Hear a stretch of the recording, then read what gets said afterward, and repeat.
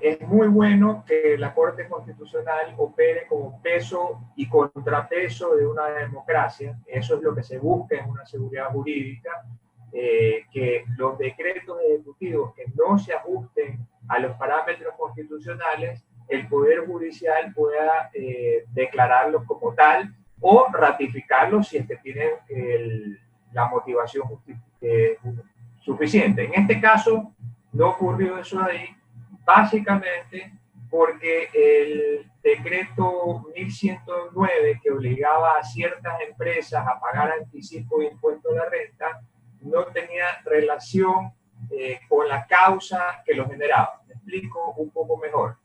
El decreto ejecutivo que obligaba al anticipo de impuesto a la renta tenía como principio que estos recursos se iban a usar por la mala situación económica que tenía el gobierno, pero no estaba destinados esos recursos a atender la crisis sanitaria. Por lo tanto, no había relación causa con efecto, y si bien estamos en un estado de excepción, que además va a caducar el 15 de agosto de este año, la Corte Constitucional dijo, va a caducar el estado de excepción por un lado, y por otro lado los recursos no se van a usar para la salud, sino para atender las finanzas públicas que no han sido debidamente administradas. Eso en resumen en relación al dictamen de la Corte Constitucional, que nos parece acertado.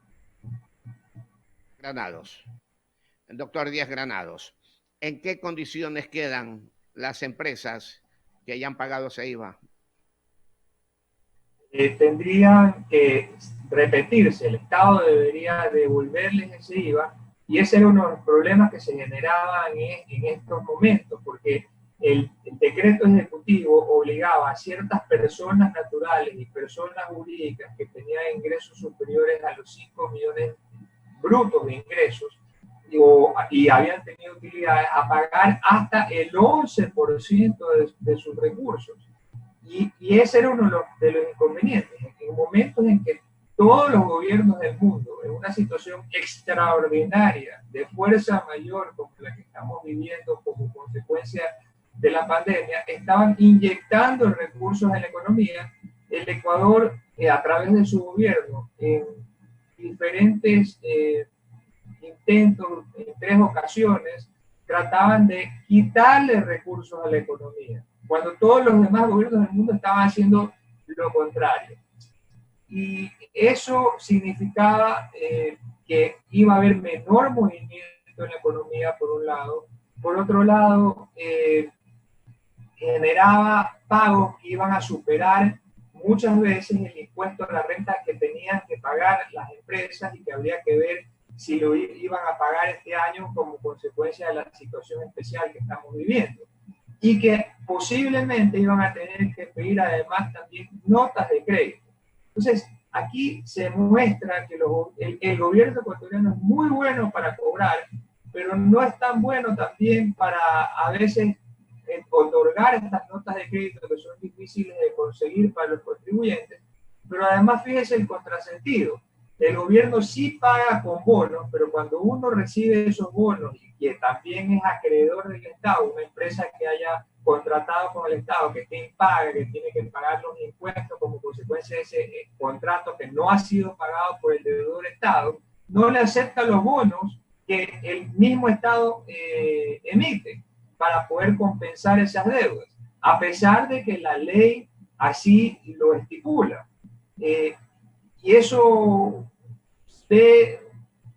nos llama la atención, que por un lado sea tan cobrador el Estado, administre tan mal la cosa pública y todo el tiempo quiera cargar con impuestos a los contribuyentes, que al final son impuestos al consumidor, que encarecen la vida del consumidor, cuando el Estado debe estar para facilitarle la vida del consumidor. La economía existe para que el consumidor viva mejor, no para que lo recarguen con impuestos.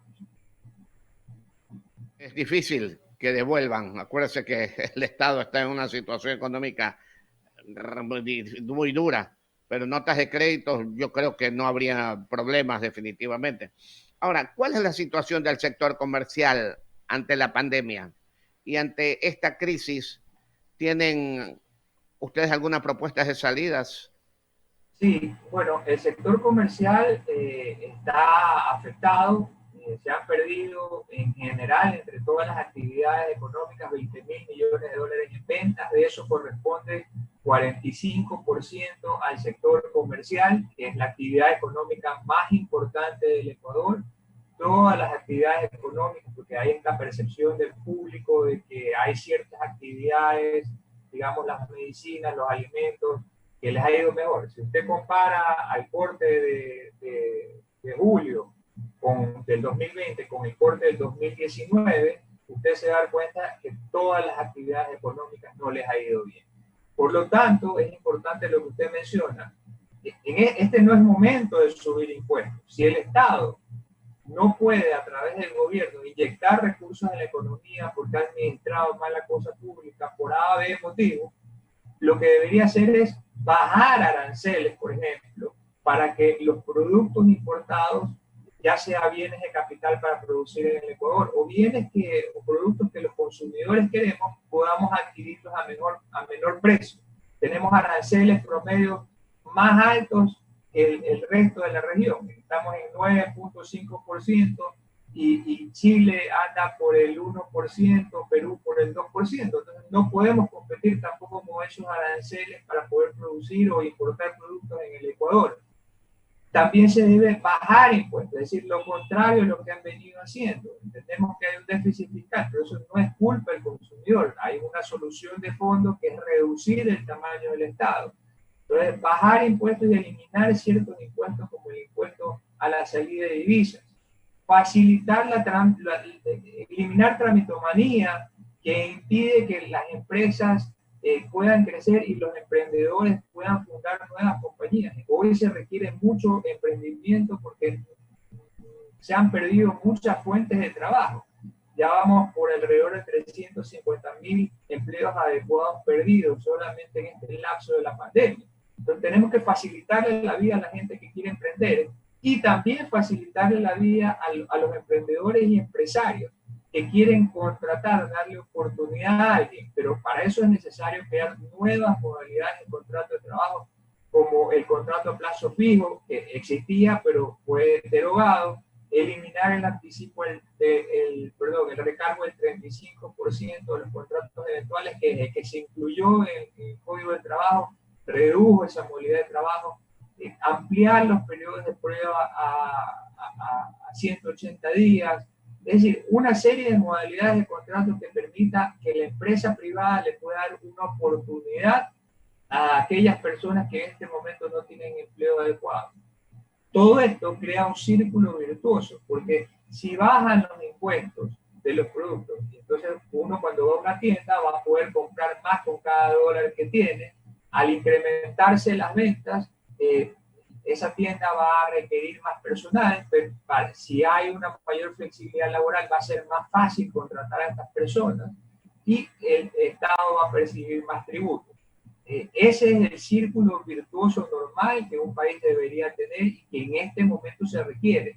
Con estos datos que yo le doy de 20.000 millones en ventas menos durante la pandemia, no es quedarse sentado, hay que tomar acciones y la Asamblea Nacional tiene que flexibilizar el Código de Trabajo para crear nuevas modalidades de contrato de trabajo. La función ejecutiva tiene que cumplir con su misión de bajar impuestos y de derogar ciertos impuestos para que los ecuatorianos podamos vivir mejor y se recuperen estos datos que le acabo de mencionar.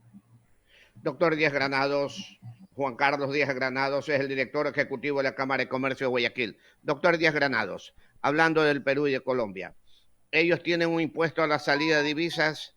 ¿Cuál es el IVA de cada uno de ellos? No tienen impuestos a salida de divisas. ¿Y qué es lo que pasa?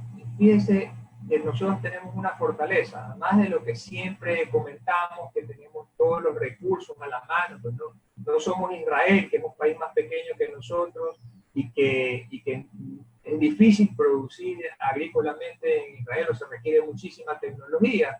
Nosotros, en cambio, tenemos recursos naturales, pero tenemos un impuesto de salida de divisas.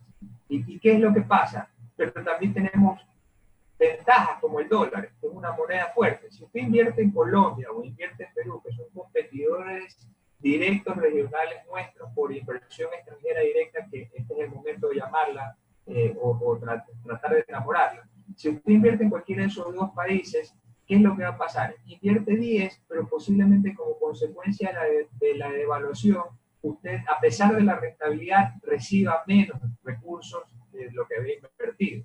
En el Ecuador, con el dólar, que es una moneda fuerte, que es la moneda del comercio internacional, nosotros no tenemos que invertir. Se está cortando, doctor. Se está cortando su señal, el audio totalmente. Se está cortando, doctor. A otra moneda para hacer comercio internacional. Tenemos el dólar. Usted, si invierte, si usted después se quiere llevar todo ese dinero, parte de ese dinero, que es suyo finalmente como inversionista, le va a querer cobrar el 5% de impuesto de salida de divisas. Es decir, nosotros hemos creado nuestra propia devaluación en dólares. Por eso es que hay que eliminar ese impuesto de salida de divisas para convertirnos en un país más competitivo. Un país que tiene la oportunidad en este momento de distanciarse de los demás si creamos un ecosistema de negocios adecuado para que el Ecuador, por ejemplo, con la tecnología y la reinvención que podemos hacer en nuestros negocios, pueda convertirse en un lugar que ofrezca servicios, por ejemplo, a la región y al mundo. Pero tenemos que cambiar todas estas cosas que estamos mencionando. Ok, doctor, se está cortando la señal. Le agradecemos mucho y en cualquier momento lo molestamos. Encantado, no hay ninguna molestia. Muchas gracias por la invitación.